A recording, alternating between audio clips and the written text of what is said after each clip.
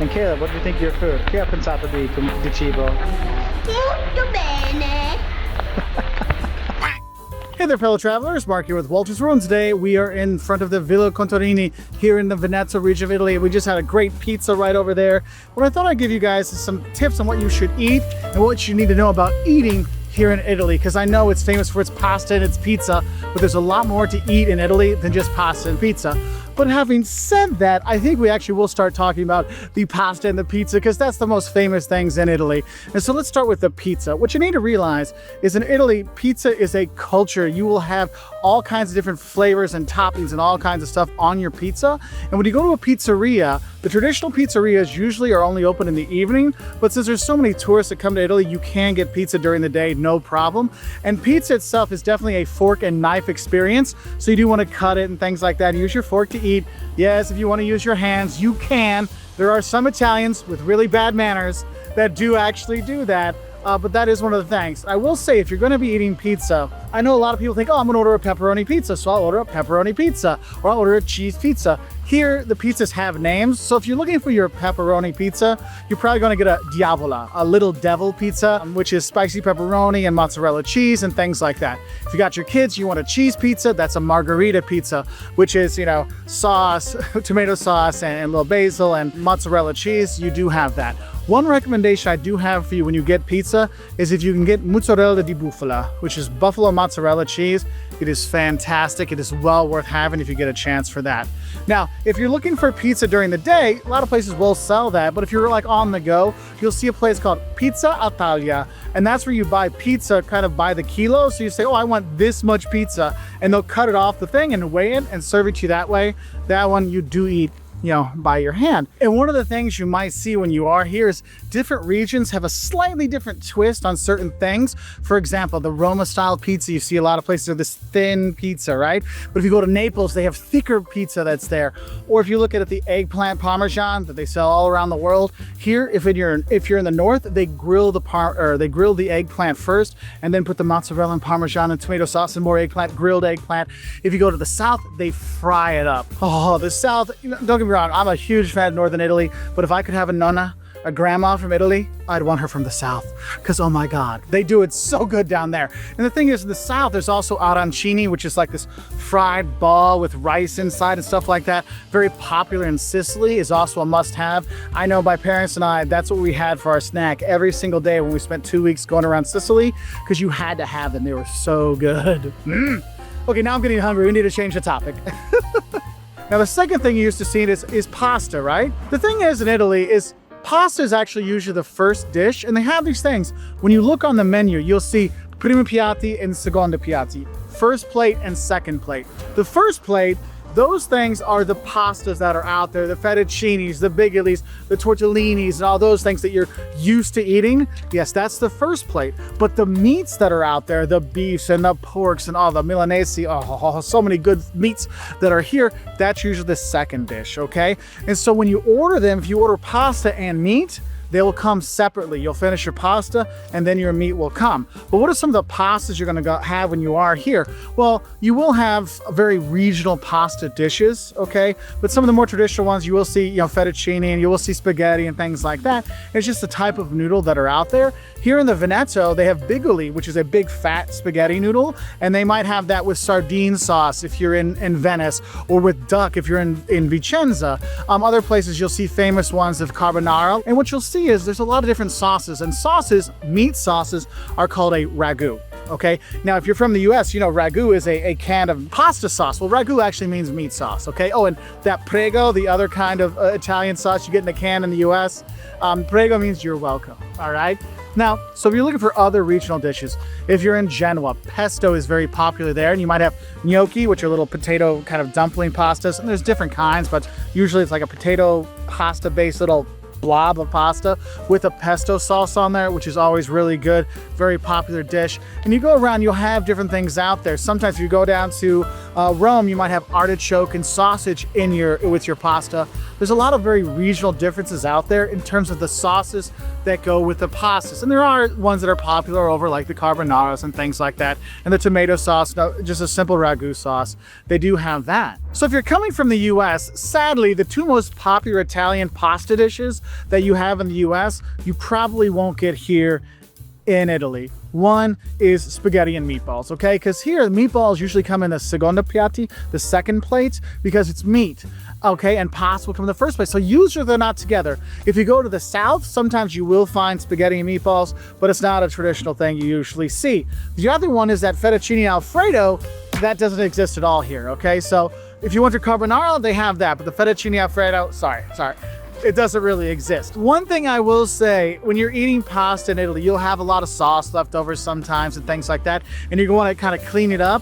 I know when you're at home, your mom's like, don't use your bread to clean up the sauce. Well, here in Italy, you're supposed to use the bread to clean up that sauce, to get every last little bite, because the ragus, the sauces are really fantastic, okay? Now, if I look at the different meats that are out there, you're gonna have a lot of different second plates. Yes, there are the meatballs, but you can have beef and different porks. Milanese, that's like a fried pork tenderloin kind of thing. They have that out there, or Wiener Schnitzel if you're a German that's listening to this. There's a lot of different meats, and it can be very regional. One thing, if you're in Verona, yes, you eat horse meat. That is actually a traditional meat dish here in near Verona and around Verona.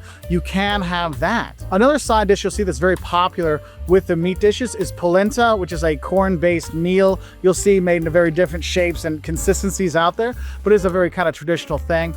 Also, there's a lot of seafood you can have here, especially near the coast. Otherwise, you might have a fritti or a fried bunch of different seafoods like calamari and shrimp and pieces of fish, or little sardines, little fish like that you can eat that just deep flash fried, and with polenta, also a very popular dish. This is a giant octopus suction cup. Get up and show them. Let's see. And this is octopus. So if you're looking to go see what you should have for breakfast, what you need to realize is Italians don't do too much for breakfast. They have their little espresso coffee. They have coffee all the time, just so you know that. And maybe a cornetto, which is a croissant, okay? Or maybe a little cookie or something like that. Breakfast isn't very popular here in Italy because there's bigger meals throughout the day. So you do want to take care of that. In terms of dessert, there's a lot of different desserts out there you can have. The most popular, obviously, for us Americans is tiramisu. It's a very popular dessert you might have. Another one you'd see is panna cotta. There's a lot of different torts and cakes and pies you might see here in Italy, and candies and stuff like that. One thing I will say, though, is a lot of times after dinner, what people will have is they'll have salad and cheese, okay? That they'll have that as their dessert. So don't be surprised if you go to a place and they have like the 3-course meal, and one of the dessert options is actually cheeses, okay? And that's one of the great things, whether it's an Asiago or Parmigiano.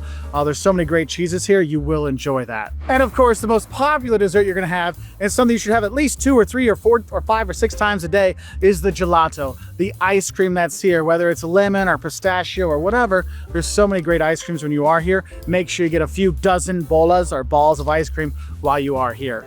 Now, another thing you need to know is if you're going to be traveling around here, you're going to pick up some snacks and stuff like that, because a lot of the restaurants actually close their kitchen between 3 and 7 or 3 and 8 at night. So you might get a little hungry between those times. And some of the snacks you can grab when are there, yes, you got the Pizza Italia that usually goes most of the day. And if you're in tourist places, there's gonna be restaurants open. But some of the more traditional snacks kind of stuff, you might go to an aperitivo bar and have an aperitivo, like a little drink. And one of the big drinks that I like to have in the Veneto region is a spritz con apero, which is Prosecco or bubbly wine with bubble water and then some orange liquor in it.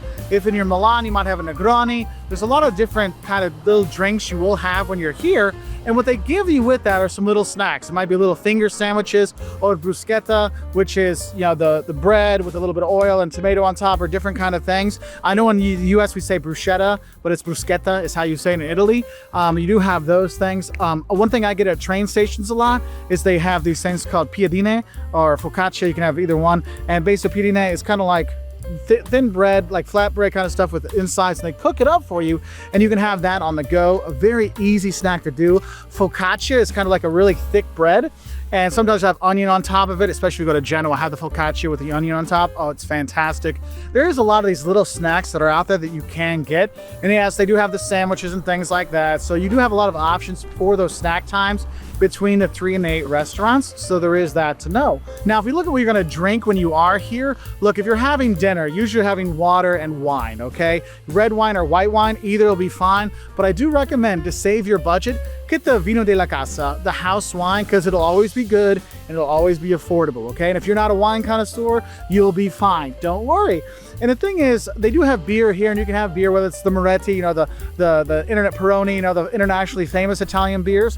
But there are some like local beers you can have. If you go, like Force is a beer from up in the part that was like, they speak German in, you know, like Bolzano and or Bolzen if you prefer, and those kind of places. You have that, which is good. Pedovena, which is another local brewery by Bassano, kind of, that's over in this Venezia region. There are some local brews you can have when you are here, but beer is more drinking with your friends than drinking with pizza. When you're having a pasta meal or a meat meal, things like that, usually stick to the wine and water. That's kind of the thing there. If you've got kids, just know that soda can be like 2 to 4 euros for just a can of soda, so it can get a little expensive.